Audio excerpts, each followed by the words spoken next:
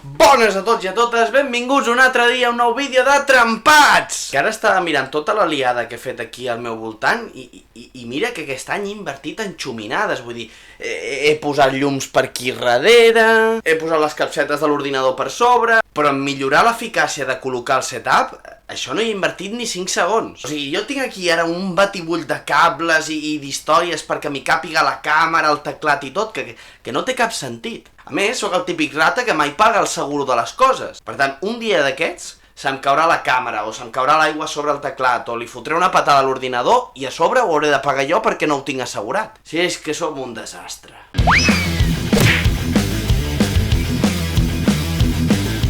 Avui us vinc a parlar d'una cosa que em toca molt els nassos. Jo no sé què passa últimament, que tothom de cop i volta s'ha convertit en un nutricionista professional.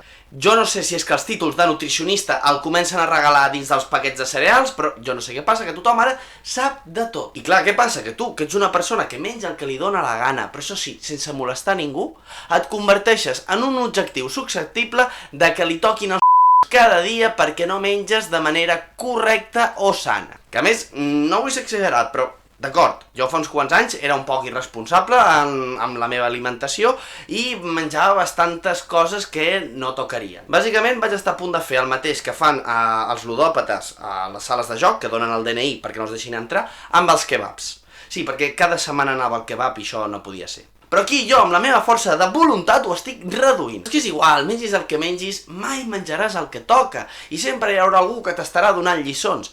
I mireu que a mi justament m'agraden molt les verdures, vull dir, la meva dieta té bastantes verdures. Doncs no, tampoc hi val. Total, que si menges massa menjar brossa, perquè menges massa menjar brossa. I si menges massa tomàtiques, malament, perquè hauries de menjar coliflor.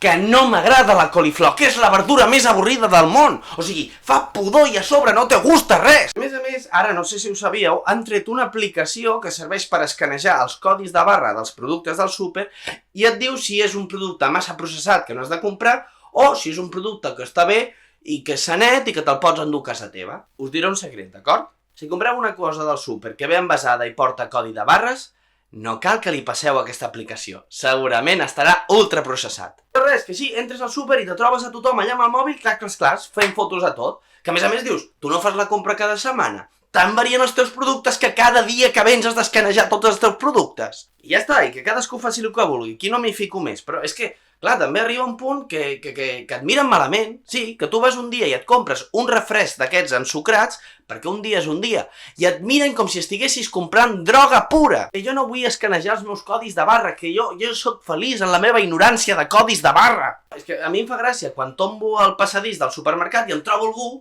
que està escanejant amb aquesta app, doncs, un paquet de crispetes per microones. O sigui, no cal escanejar el codi de barres de les crispetes. Per favor, que són unes crispetes que es fan dins d'una bossa al microones en només 3 minuts. No cal consultar-ho. Està clar que porten més productes químics que l'aigua de netejar el terra. A més, ara hi ha un altre element a la cuina en discòrdia, i és que s'ha posat de moda l'air fryer. L'air fryer. Air fryer. Bueno, és igual, ja m'heu entès perquè jo no he sabut mai com dir aquest catxarro. O sigui, ara de cop i volta tot es fa amb això. O sigui, tu vas a la teva cuina, agafes la teva fregidora antiga i la tires a la brossa, perquè les patates les faràs amb l'air fryer. Agafa el teu antic forn, arrenca'l del moble de la cuina i fot-lo per la porta, perquè a partir d'avui el teu pollastre rostit el fas amb l'air fryer. Agafes la vitroceràmica i la fots també per la finestra, perquè a partir d'avui els llibrets els fas amb l'air fryer. Jo no vull ser el tercer en discòrdia, però ningú se n'ha adonat que aquest catxarro és com un miniforn.